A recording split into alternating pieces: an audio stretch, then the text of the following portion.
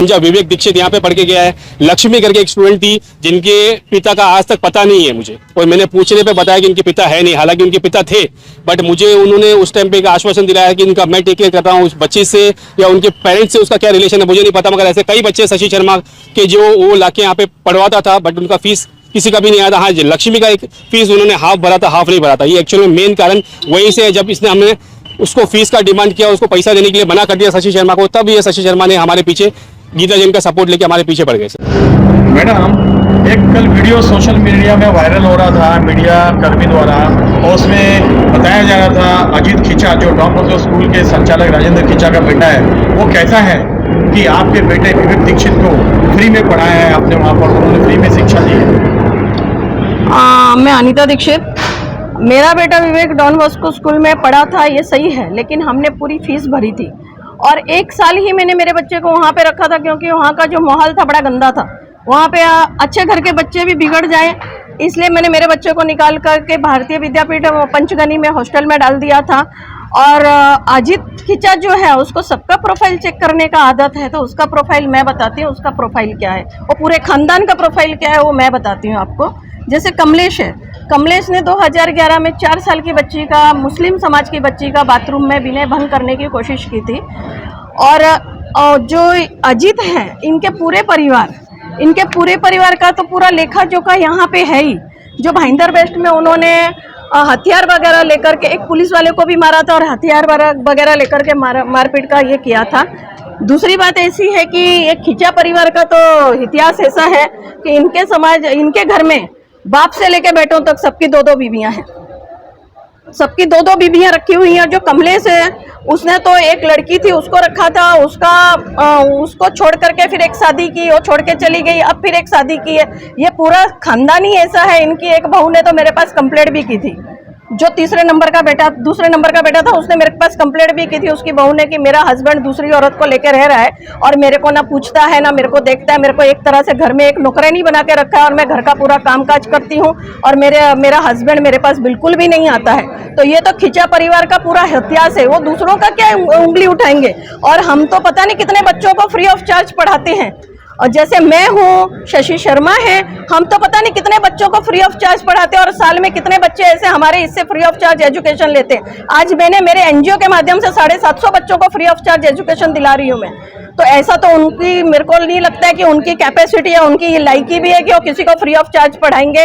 जो एक नंबर के वहाँ पे गुंडागर्दी करने वाले और बदतमीजी से सबसे बात करने वाले, पेरेंट्स से भी बदतमीजी से बात की जाती है। कोई भी पेरेंट्स आते हैं तो उससे इस बदतमीजी से बात की जाती है कि एक तो फीस भी दो, ऊपर से बदतमीजी, उनकी बदतमीजियां भी सहन करो, और जो गाली गलौज से बात की जाती है वो अलग से सहन करो। तो ऐसे स्कूल में बच्चों को भेज करके बच्चों का फ्यूचर खराब करने वाली बात है। इसलिए लोगों को और खासकर मुस्लिम समाज को चाहिए कि जब हमारी तो बेटियां भी वहाँ पे सुरक्षित नहीं है तो उनको तो खासकर इस चीज में ध्यान देना चाहिए। पेरेंट्स के, जितने भी पेरेंट्स हैं उनको क्या आप संदेश देंगे ऐसे स्कूल में बच्चे को पढ़ाया जाए, बच्चियों को पढ़ाया जाए जहाँ बच्चियाँ सेफ नहीं हैं? मैं हर पेरेंट्स को एक ही संदेश देना चाहूँगी कि वहाँ पे बच्चियाँ तो बिल्कुल भी सेफ नहीं हैं, क्योंकि उनके सबके ही कैरेक्टर खराब हैं। और पेरेंट्स को यही बोलूँगी कि ऐसे स्कूल में बच्चों को पढ़ा करके वहाँ पे उनको आप संस्कार नहीं दे रहे हो। उनको अच्छे संस्कार तो नहीं मिलेंगे पर गलत चीज़ें और जरूर बच्चे सीखेंगे।